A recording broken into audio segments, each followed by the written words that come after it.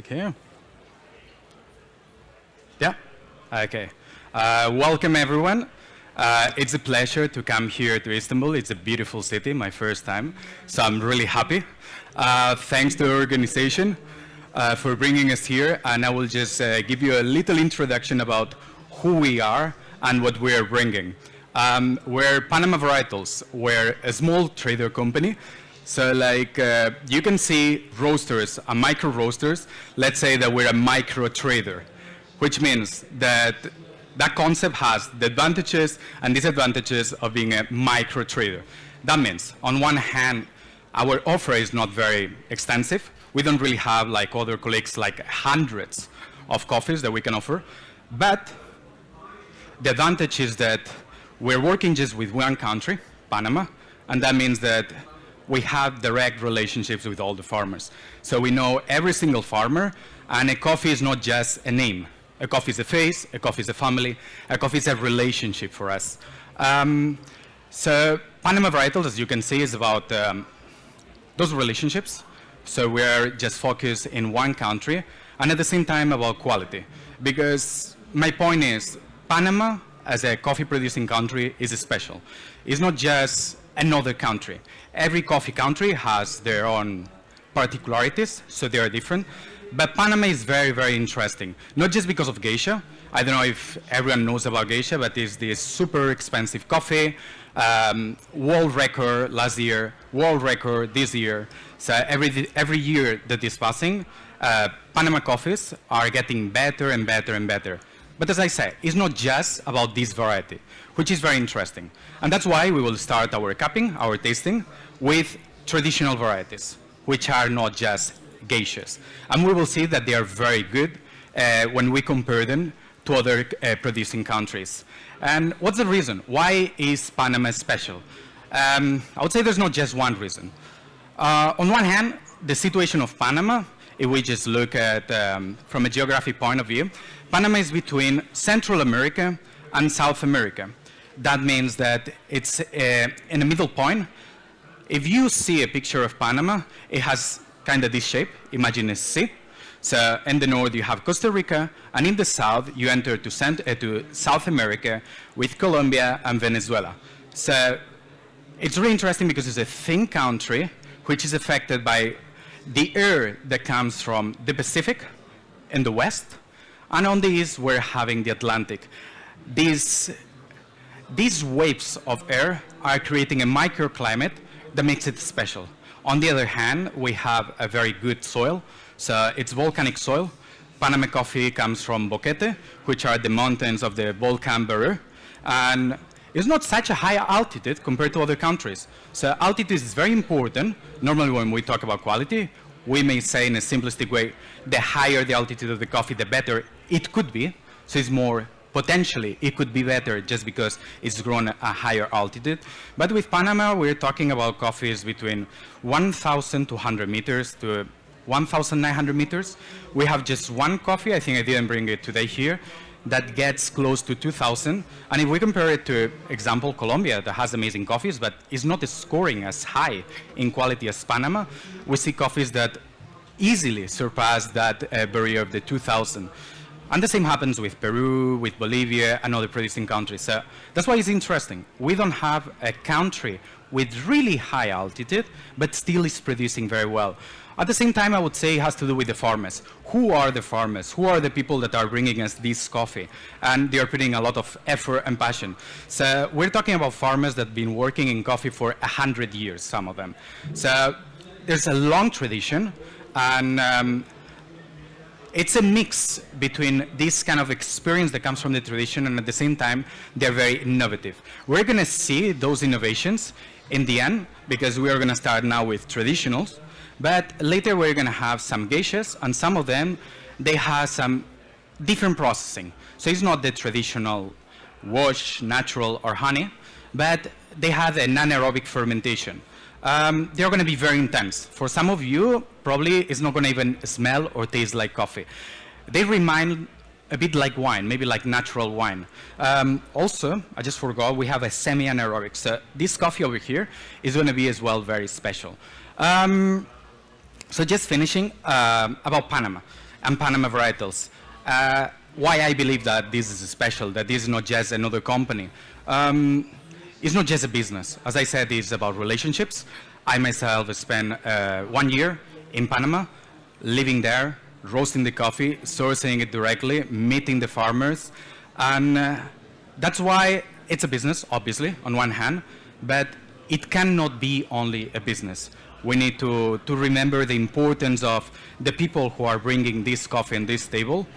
And thanks to them, we're able to try amazing things. So it's a lot of effort that is coming from the farmers that sometimes we forget. So now we will start the cupping. As I said, we have traditional varieties. That means that we're having what we call Típica, Catuai, Caturra. We have a special variety here. So you're going to be some of the first in the world to try this variety. It's an Ethiopian variety planted recently in Finca Harman. I believe that this could be the first or second year of actual production, which means that it's going to improve a lot. It kind of tastes and smells like an Ethiopian coffee because it's an Ethiopian variety. And it has these kind of florals that wash Ethiopians have. But apart from that, we're having, as I said, Caturra, Catuai, Típica, Bourbon, and later 2 big beans, which are Maragogipe and Pacamara, which is, well, they are special and treated as premium coffees. If anyone has a question, I encourage questions. We will start now then. Let's go.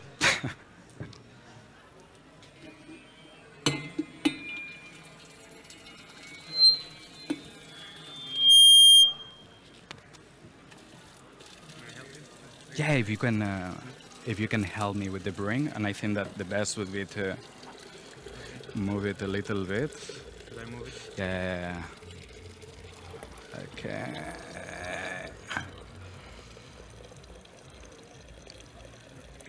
That should be. Do you want to start, or do you want to? No, I can. You want them full, like the cup? Yeah, you can take the next one, and I will start pouring. Okay. Yep. Good. Hi. Now is it working? Good. Awesome. So we're gonna do a cupping with coffee. First, we will need to time it. So let's go for it.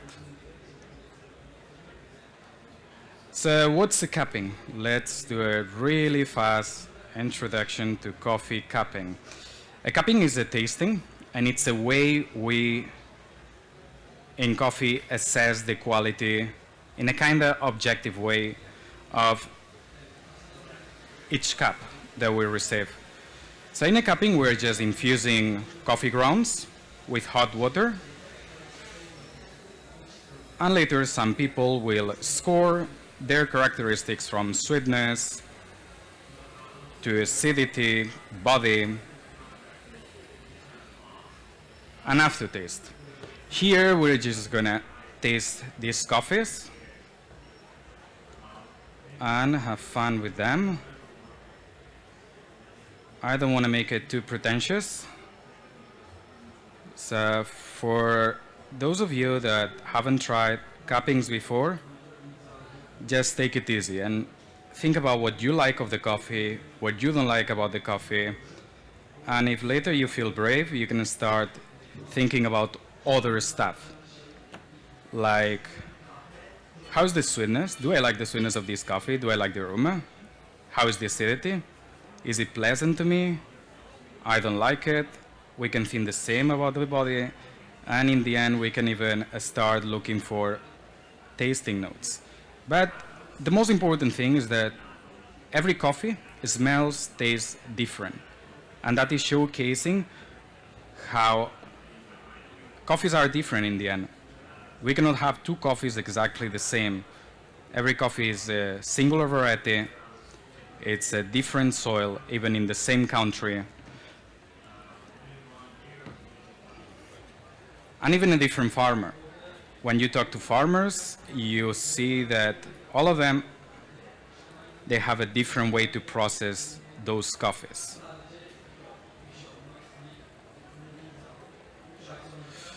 So the first thing that we do when we're cupping coffees is assess the aroma. In a few minutes, we can start just smelling the infused coffee. And after 3 to 4 minutes, we're going to break it. We don't want to overbrew. And we're going to wait like 10 to 12, 13, 14 minutes, depending how you feel about hot drinks, in order to taste it.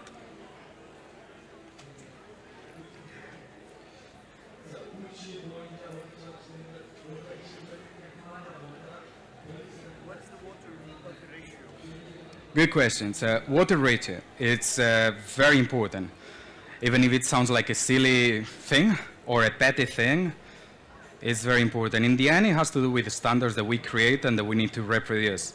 So the standards from the Specialty Coffee Association of America is for, 1 second, for every liter of water, we're using 55.55555 grams of coffee.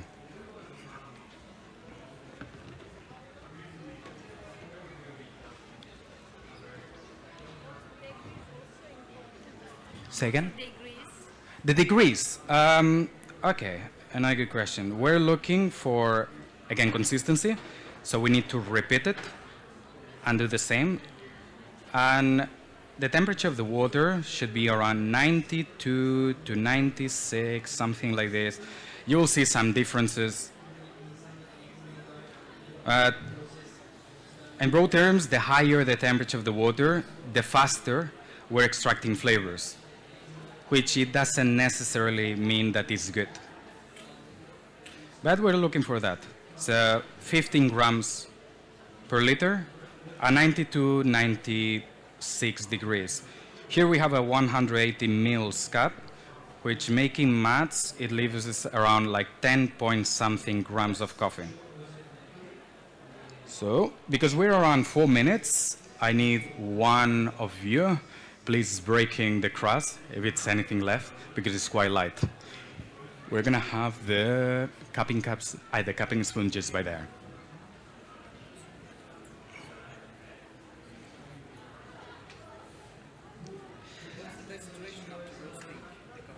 What's the best? Again, the essay has standards, but I would say it has a lot to do with the size of your roaster, the quantity of coffee that you are roasting. But if I'm not mistaken, what they actually say is around 8 minutes, maybe 10 minutes. But I don't agree that much about the standards on the roasting. After you roast it. Again, what they are saying is that it should be between the first 2 days. I think the minimum 12 hours. But in my opinion, every variety behaves in a different way. Every roasting is different. So some they will need more time, some they will need less time. I personally, that's just my opinion, I felt it better after a week. Most of the people disagree with me. They say that after 1 day, it's good. I found that many wash geshas, which normally they showcase a very like floral aroma, they don't get this amazing aroma after 1 or 2 weeks. And sometimes even with wash Ethiopians. But if we follow the standards as such, it should be just the next day. So this coffee has been roasted very recently. If anyone feels as well brave enough to just everything, okay. That's all this. Or if we can just put it, yeah, that would be amazing. If anyone else feels like, is more than welcome to break the crust. As you can see, why do we break the crust? When we're breaking the crust, we're doing 2 things. We're throwing down, we can just put like different glasses, and we just put them inside with hot water. Thank you. When we're breaking the crust, we're doing 2 things. As you can see, we break the crust on top goes down, and it's going to be clean, and at the same time, we're not overbrewing. On the other hand, what we're doing when we're breaking the crust is releasing all the aroma that was up there, and it's going to be easier to perceive all this beautiful aroma that each coffee will have. That's why if anyone feels tempted, I really encourage to try to, yeah, please do. I will show just once how to break the crust. So normally, what you have to do, again, following those standards we're talking all the time, is we put the spoon down and we're gonna push 1, 2, 3 times. And in the end, we're gonna smell what's left of the coffee. So 1, 2, 3 times, and we smell. We have to be careful, we don't want to spill everything, and we try to reproduce a consistency in this process. So all of them should be the same. When we finish, we're gonna see that there's some pieces of coffee, some ground coffee on top, so we need to scrub it. So we're gonna take 2 spoons, as we can see there. That's a bit hard, so I would say only people that has a little bit of experience should do it. It's not a really fun job, but you can do it. So 1, 2, 3, and I recommend you to really get close. Try not to burn your nose, but get very, very close. So you're gonna release all the aroma, and it's gonna be easier to perceive.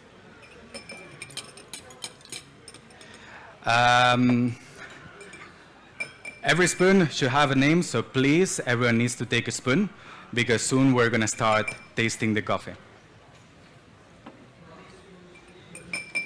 Do you compare the coffee before you throw or you put water, and then after you put water? The aroma? Yeah. Yeah, but not the tasting. So we can only assess, yeah?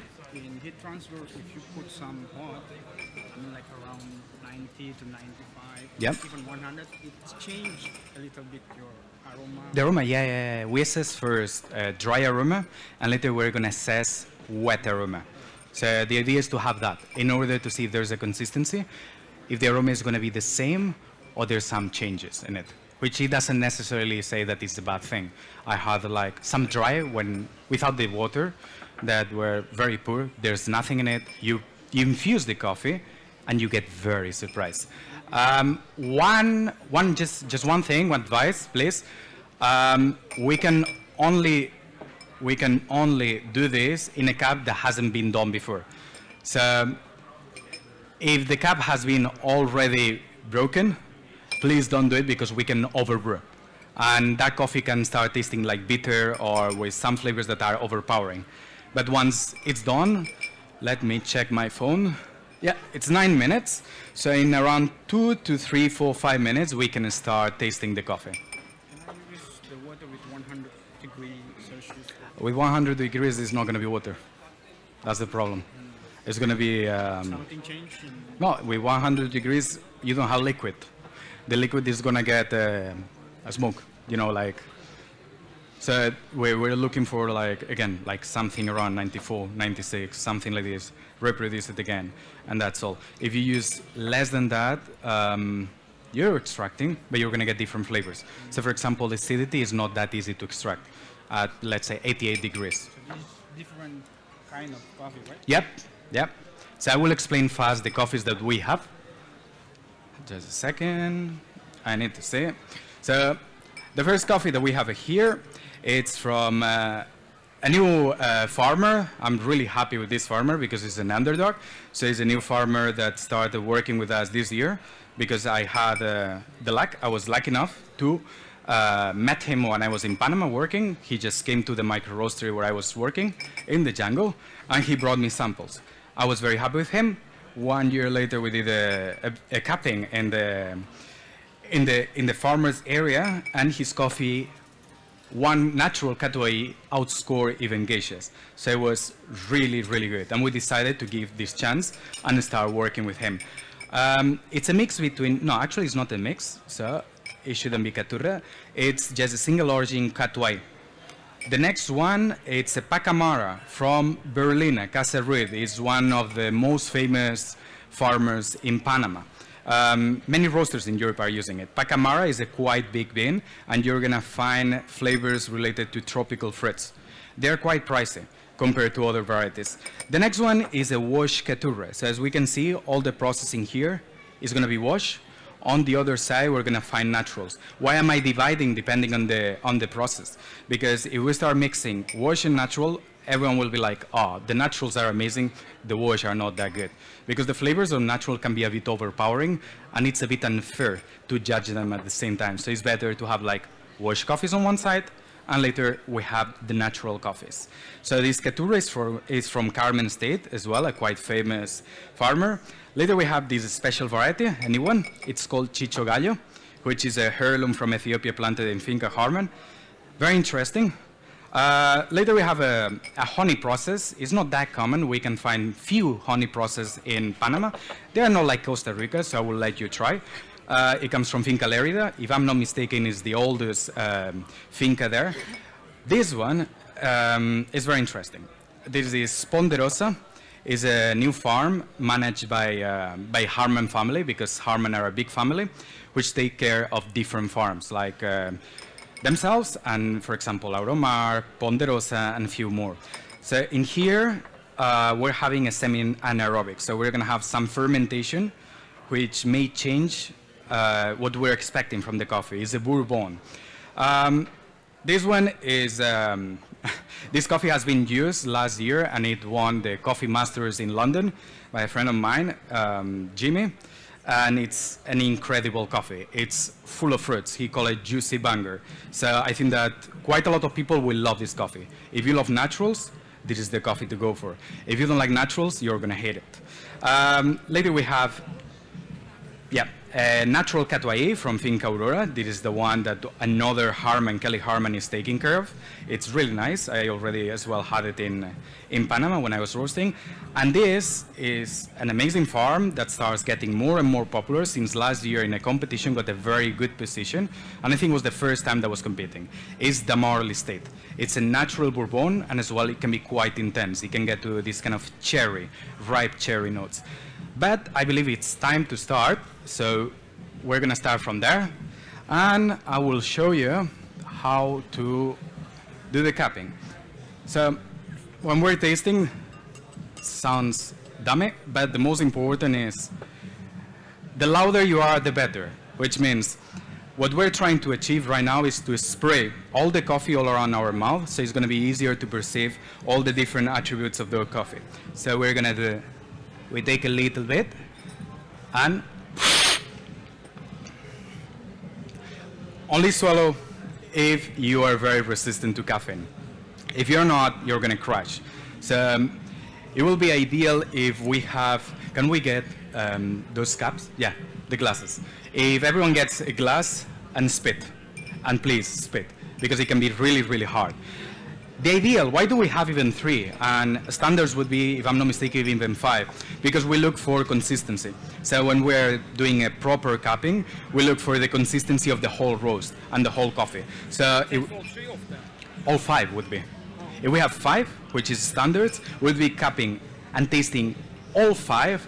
And if there is one defect or there's a difference in consistency, we have a paper where we just tick it. And we say, for example, 1 or 2 of those cups have a defect, and we tick that. Or, for example, 4 cups were the same and 1 was different. We need to do the same. So we can start. And please start with something basic, as I like it, I don't like it.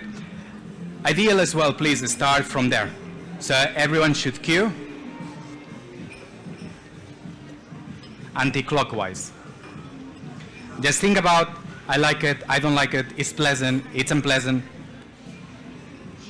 From there you can start thinking, okay, I like the acidity, I don't like the acidity, I like the sweetness, I don't like the sweetness, the body's thin, it's a really strong body.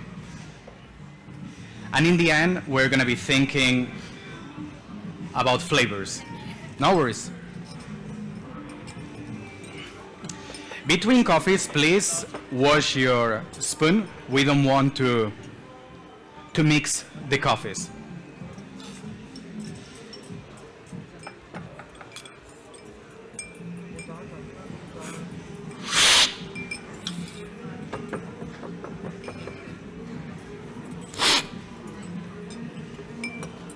I really want you to try this one, the one that I say is a new variety, because it's something very unusual for Panama. It's like tasting a washed Ethiopian. So you're going to find what we perceive as peach, apricot, a little bit of lemon, slightly floral. It goes to whitey, maybe has some hints of lavender. So it's a very, very good coffee. And what I like of it is that it's the beginning of this coffee. So this coffee has a lot of potential, and hopefully we're gonna see it more and more. Yep. If you don't want to die, yeah. I mean, if I have to swallow all these cups, after all the coffee I drank there, I'll be on the floor. But I recommend spitting in the cup. It can be very harsh. Anaerobic process. Anaerobic. This is a semi-anaerobic, so this can be interesting. I haven't tried yet. Let me check. Do we spit? Yeah. It's fine. It's very normal. It's a standard. You will see everyone like, do it. You have to. Okay, let me check. Which one do you like most? Which one I do like the most? I think that that's a very delicate coffee and interesting, which I like that. I like clean coffees, that they are not unbalanced. You have a lot of sweetness, you have a lot of acidity. It's delicate, it's elegant. It has a nice aroma, so I find it like a perfect coffee, but I know it's going to improve. So I do like that. I think this is a very interesting coffee if you like naturals, the Maragogipe natural, because it's just a lot of sweet berries. So think of strawberry, blueberries. The tamale, depending on how it's roasted, it can be amazing. And the geshas as well are going to be mind-blowing.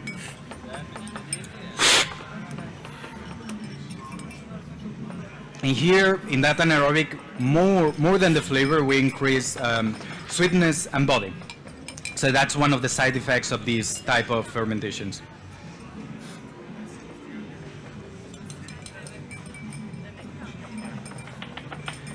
Also, stickers are free. If anyone wants stickers, can take them.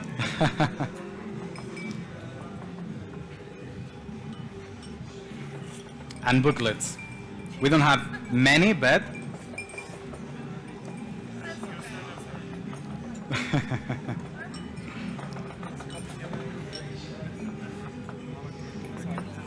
let's see this.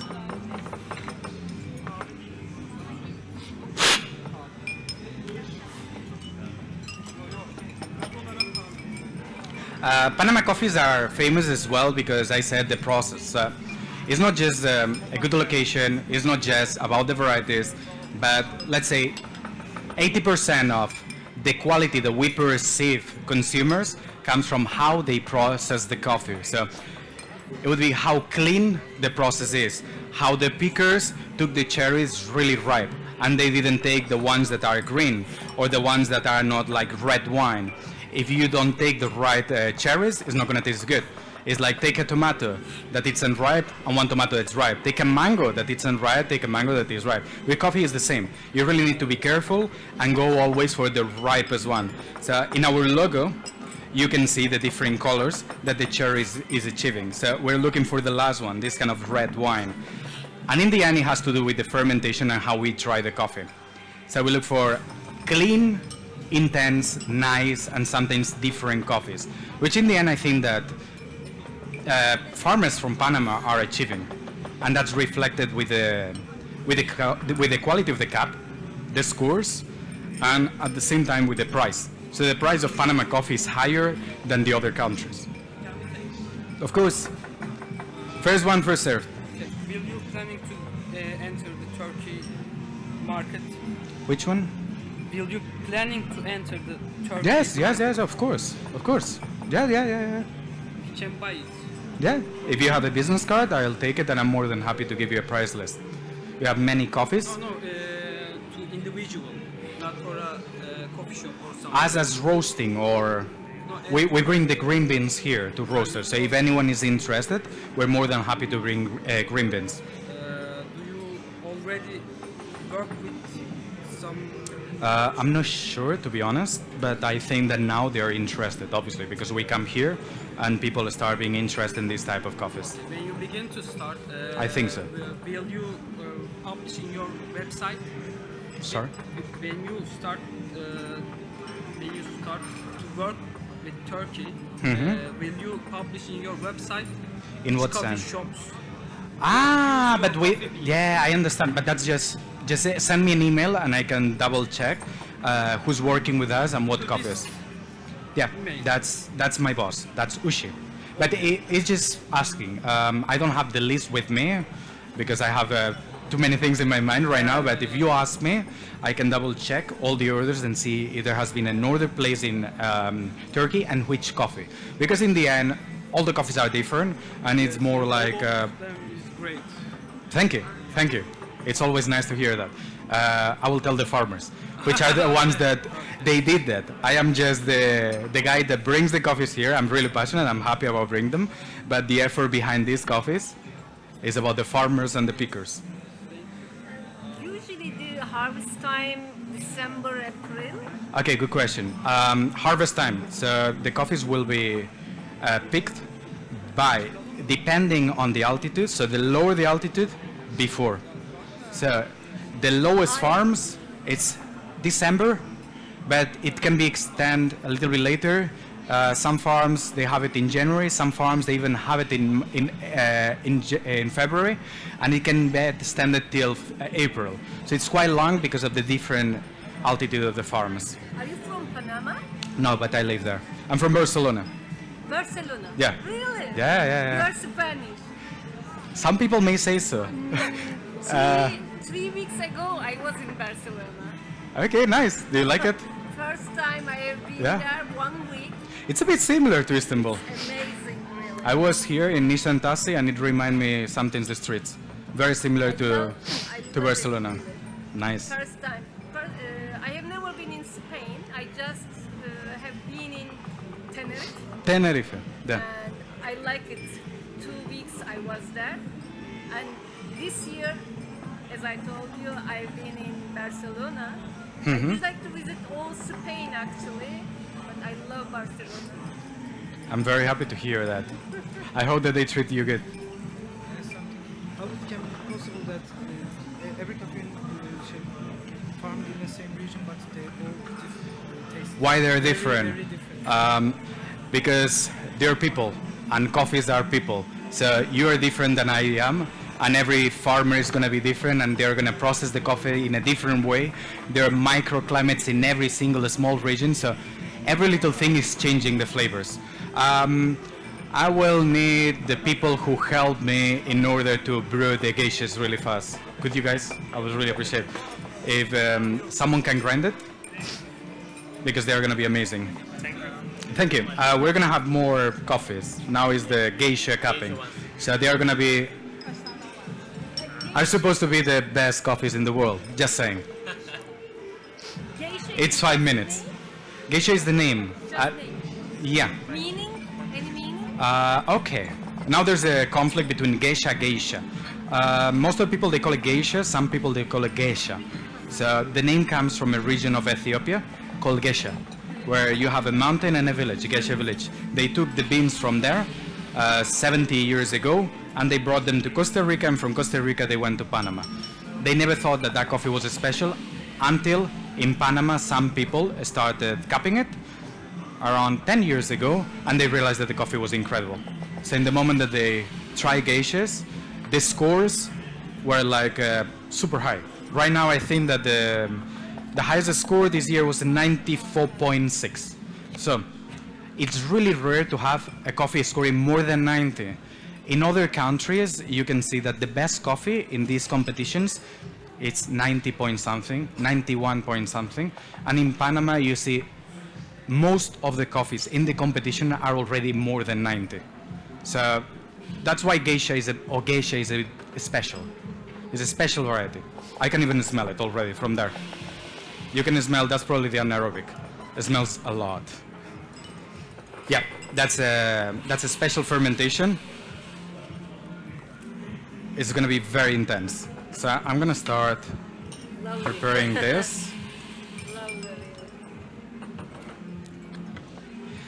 And I will also explain a little bit what anaerobic is. Anaerobic fermentation is a way to ferment the coffees, a little bit like they do in the wine industry. And which was that one? This one. Or was it this one? Was the one that was here? Okay, Okay. I'll smell it. This is the This is third anaerobic one. or? Third one.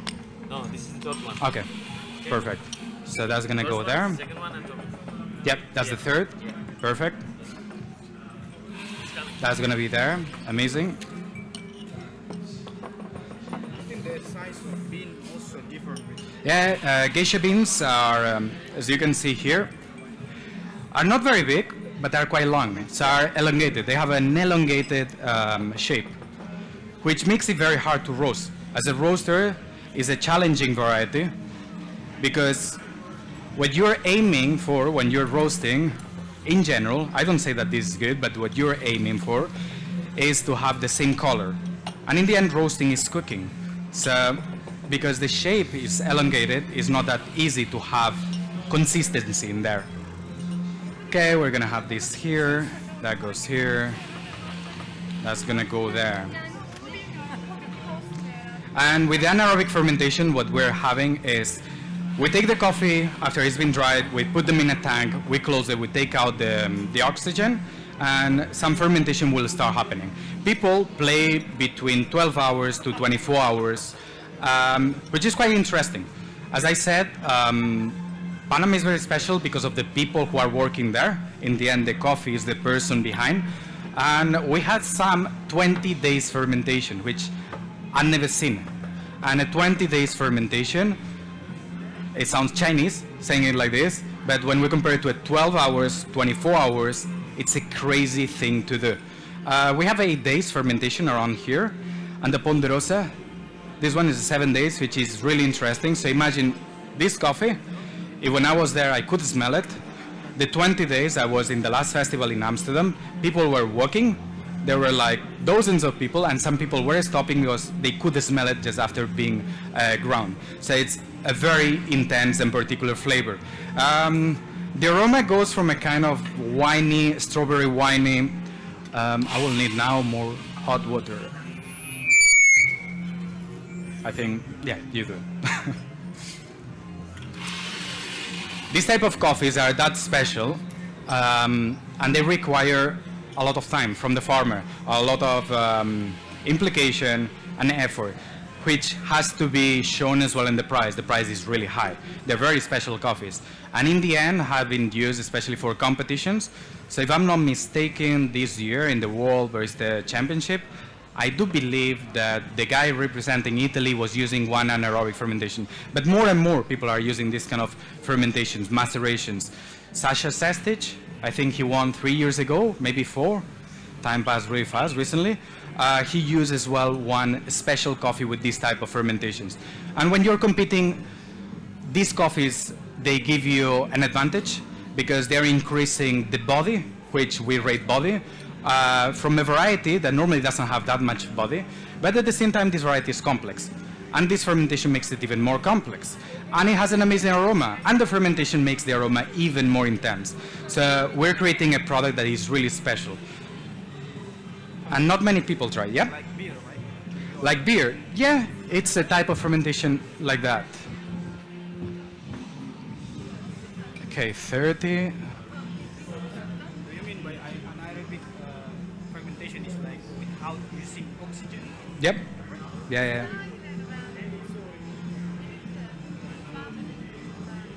So we're gonna repeat the process that we did before. We're gonna wait 3 to 4 minutes. And I don't encourage you now, I kind of force you to break the coffee.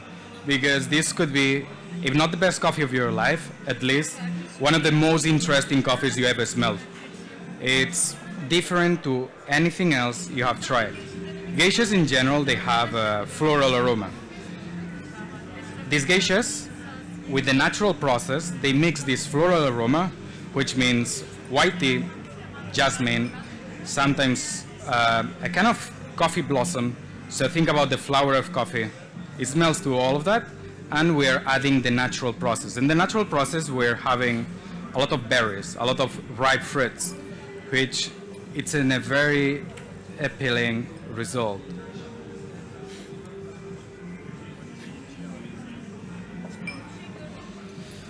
And because we're less now, and we have a bit more of time, I forgot to tell you that, thanks. that we can start smelling even before breaking it. So if everyone wants to start from that side, you can smell it. You don't need to break it. Just get close your nose and start smelling the crust.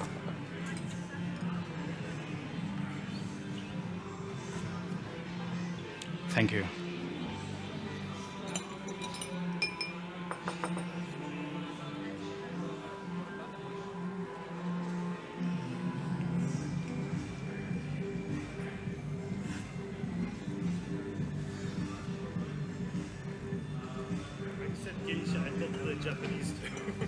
That's a big problem. Yeah. Japanese and I know what geisha is and what geisha isn't. Okay, right now there's a big discussion between two terms, the term geisha and the term geisha. You have two sides. On one hand, you have people saying that the name is geisha because someone in the 1930s, which was a guy from the British consulate, a colonialist, in an expedition, he went to what would be now the south of Ethiopia, from Tanganyika, Tanzania, and they just misspelled the name and they call it geisha. The real name there of that region where they took these coffee beans is geisha or gecha, but they misspelled it. They took it to Costa Rica, they wrote it. From Costa Rica, it went to Panama. They wrote the mistake again, and now people don't really want to change the name because in the end it's a brand. So it's a brand name. If you change a brand name, you will make that brand less strong.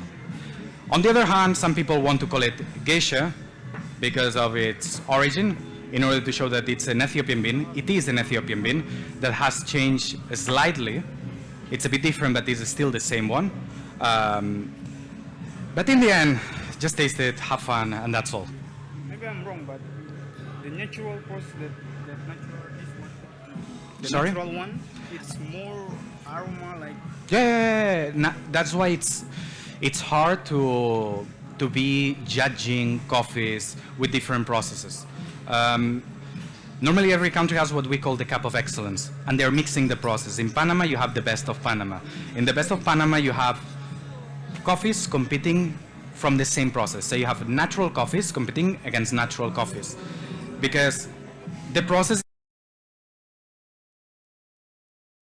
the process is affecting the result of the coffee, that we cannot really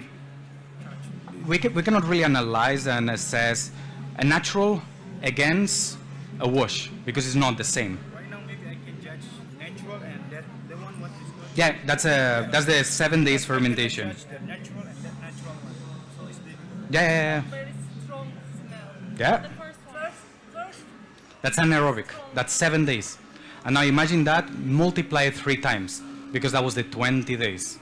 That's the 7 days of fermentation. That's why you get these kind of fermented flavors. It gets kind of vinegar, but it's nice. Even if it sounds weird, it's like, my coffee smells like vinegar, but actually it's good, till a certain point. The same amount of coffee from each variety?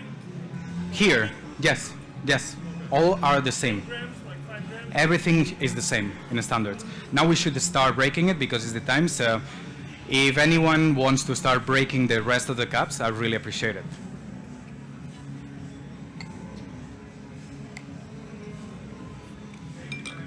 And I let the lucky one to start with these two because I couldn't help myself and I had to try it. Happy? Nice. Which was your favorite from here? From here or here? Maragogipe and yeah, the Marley. I like the Marley a lot. It's really nice. Good coffees. Good coffees. That's why we have to be careful and we cannot put wash and natural at the same time, because even if we're doing it like this, you can see that in the end you end up judging the wash after you do that. So first you need to really taste this, think about it, and later you just start tasting the naturals. But yeah, that's a very good coffee, the natural Maragogipe. It's hard to roast, but it's beautiful. Because if you see have you seen the beans? So that's called elephant bean. I'm gonna show you That's the size of a margajepe. Now we'll show you in the other hand one of my favorite varieties. This is the Katwai, which in the end is, I would say, half. You can see it's almost like a heirloom. Look at the difference, which in the end is related to the flavors. Is that your favorite coffee, by the way? Sorry? I don't. Is that your favorite one? My favorite. It's hard to have a favorite between all the coffees here. I really like the Chichogallo because it's just different. I personally like something different, but at the same time showcasing very interesting flavors that are somewhat related to West Ethiopian. So that's This one is the most. that one is a natural Katwai. Yeah, I mean, let me try that and see how it went, because as well flavors change after a while.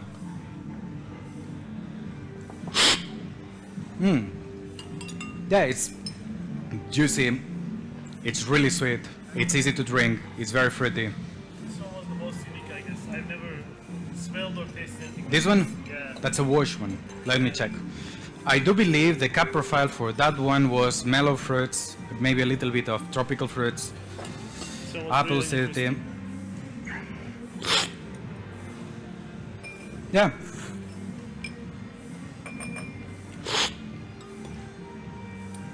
Feels refreshing as well. Yeah. This one's the best I've ever tasted. Let's see if I can change, yeah, if I can change But- your mind. Yeah. Because right now we're gonna be on time, very close. In 2 minutes we will start cupping the last coffees. Questions? By the way, how much does this cost? I need to this. I cannot say the price now. Later I can tell you. No, but all the coffees have a different price depending variety, depending the process, depending on the time. Especially if we're talking about anaerobic, it's an extra. Geisha is more expensive because of two things: quality involved, which creates a special brand. So it needs a premium charge, but at the same time, it's a very hard to plant variety. If you see, example, Katwai Katura, people plant Katwai Katura because it's easy, taking into account that they are Arabica, but it's kind of easy to produce. So you see trees that are kind of like bushes, you know, they grow quite well. Yeah, let's say that. While when you see geishas, they are like very elegant. They are very fragile. It's like the cup itself, like that one that I said before. The tree is a reflection of the cup. So it can break really easily. And that's why you need more space, you need to be very careful. And in many countries, geisha, they just didn't work. So you can put the Katwai or Katura, and it's going to give you a okay or very good cup if you have a good farmer everywhere. A geisha, you need to plant it really high. So we're looking for like 1,600 meters minimum and a lot of control. I mean, diseases as well, they destroy the plant, but it can be worth it. Let me see.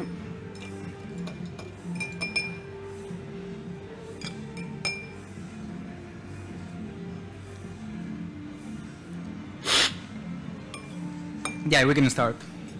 1 second.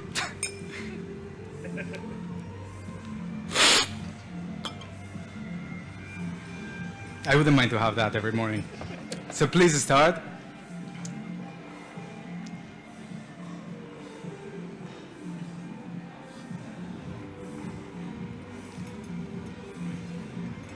So that anaerobic is showcasing a lot the natural process and this kind of fermentation. But at the same time, the idea, when I was talking to the farmer, sorry, Alan Harmon, which is in charge of the production, of the managing of the processing, what he wanted, it was to highlight actually that variety. So there's still some floral, but the natural process is there, and it's really enhanced. What you will perceive right now is just a lot of berries. It has this kind of vinegar-ish fermentation that goes from a type of, let's call it a strawberry liqueur, which is very unique, very, very unique. What happened? You take what they call geisha. Geisha? Geisha. just don't work. You can plant it, but it's not going to produce. It's like taking Arabica. Normally, you have to plant it at a certain altitude. So the geisha is the same, but harder. Let's say you can plant Robusta everywhere. With Arabica, you're looking for at least 1,000, 1,200 minimum, I would say. If you put it down, I can bring you can take one green bean and you can plant it here in Turkey. What's going to happen? If you really take care of it, you're going to have a nice plant, but you're not going to really produce coffee. So it's the same with the geisha. You need to take a lot of care of it, but it's going to be a very decorative plant. You cannot produce.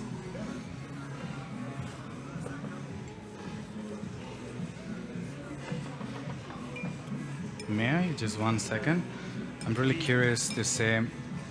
We kind Okay. of have time issues. We need to We're finishing now. Okay. Yeah. So second coffee is more a typical natural geisha, what we would call a traditional natural geisha. So that's without that type of extremely intense fermentation. Number 3 has another type of fermentation, but lower. So you'll perceive more an increase in the body, increase of sweetness, but it doesn't get that funky, that complex, like number 1. Number 4, That one also, I feel like I taste it and it's how can I explain it? It's all long, take long. yeah. That's complexity and lingering. It has a long aftertaste and a long finish. Yeah. Number 4 as well is a normal natural geisha. So you have again a little bit of florals, some nice tropical fruits, a little bit of ripe berries, and the last one is another anaerobic but less time. Is it 24 hours? You can feel maybe that they highlight slightly the acidity, but again we have more sweetness. Maybe I cannot make some different for all of this one. Maybe the aroma, only the aroma thing, because this is my first time tasting. It's about, they are not geniuses in tasting. It's all about the experience. You try, you try, you try. But the And just that. aroma, yeah, I can make. Where are you based? I'm from Indonesia. Indonesia. I have friends from Indonesia. Yeah, they bring coffee from Indonesia to Europe. Yeah, but we are in the lower altitude, like 1,400. You can create something. What area of Indonesia? Yeah. What area of Indonesia? Aceh. Check. gallo Which? Gallo. Yeah, I tried an amazing gallo from them. It was a natural process gallo, which was one of the best Indonesians I ever tried. So you have good coffee. I think your coffee is more bigger than us because maybe the altitude also. It's many things. I would say it's probably the process. The main problem that the Indonesians had in the past, it had to do with the way to process it. They were processing it in a way that the wet hull, they were leaving it on the floor, and it was getting some earthy flavors. But I do believe that there's potential. The good thing, there's a lot of things to do in Indonesia still. I would love to go. Opening my small coffee shop, the small one. Nice. Because for my friends, but I do my like roasting my own. I did it. Hmm. So I learned it from some heat transfer and Yeah, it's a lot to learn, but it's fun. That's the good thing. Roasting is complex but fun. There's so many things that you can do, and because I it's don't gonna have taste any very different depending on how your teacher profile. to teach me, so that's why I try and then I try it again. This is I tried 10 times. Yeah, I recommend your book, A Roaster's Manifesto. Look for it. It's really, really interesting. So that's something that I think every roaster, when they start, they should have. So I want to ask you, the first, what they call it, the first temperature that you put your bean inside your Machine, charging temperature. How can you calculate it? I mean, I need. You need a probe. You need to put a probe, you know what a probe is, in order to check the temperature. So you should have, I would say, 2 probes, one in order to measure the temperature of the beans and another one in order to measure the air. So because of. Do you have like a card? Yeah. I can write you all these things if you want. Because people say that it's 210 degree, and sometimes No, 100 It depends on the coffee. Yeah. That's why. I But think if you have a business card, I can write you all this information on at least the basics. Which temperature you should start depending on which coffee, how to change it and why. What's the reason behind it?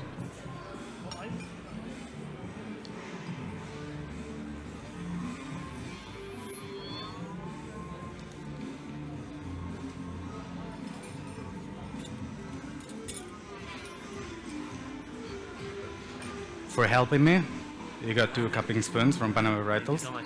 Thank you. It's a pleasure. Thank you very much. So I think that we are done. If anyone has a question, is more than welcome again to ask me anything. We still have 1, 2, 3, 4, 5 books. So if no one wants them,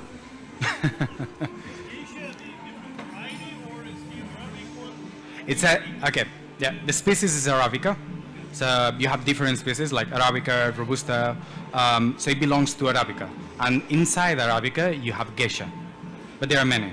Right now, more and more and more. You couldn't believe it.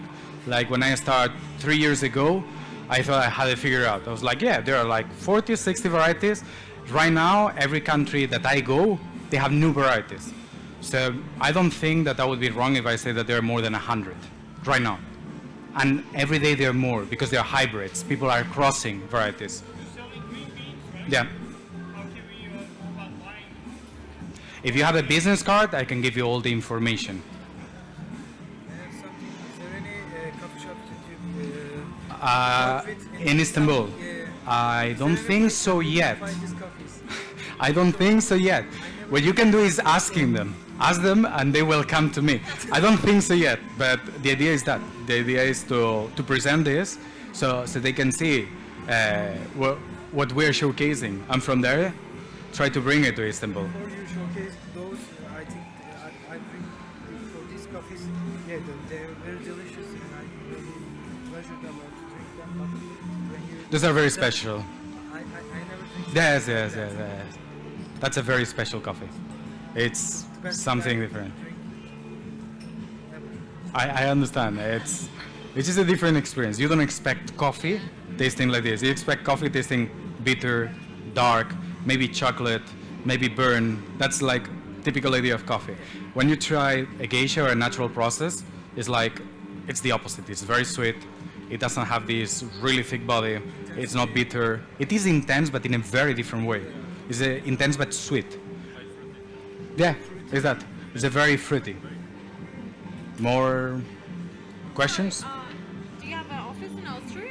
Is it? Yeah, it's in Linz. Oh, okay. So if we want to order, we can order from. Yep, you can send an email there. That's my boss, Ushi. Lovely person. It's not because I've been recorded. It's a pleasure. More? Chocolate note variety. Chocolate. Yeah. Okay. Lot of fruits. Good question. The thing is, where do chocolate notes come from? In my opinion, this is my opinion. I think it comes mostly because of the roasting. If you roast a bit darker, you're gonna lose acidity. You're gonna start getting more chocolate, but you are compromising because you're losing complexity, and you can get some burnt flavors. So that's why. That comes from the bitterness. Just before, let's say, just before. But you can do it. But it's a bit controversial. Between medium and dark roast. That's I would say you can get it with medium, but that comes from someone who likes very light. okay. So maybe it's medium dark. I'm not sure. I would say you can still get. But that doesn't come from the bean itself. I don't believe, this is a belief because I don't know that much about the science. I would say I don't believe the chocolate comes normally or usually that much from the variety.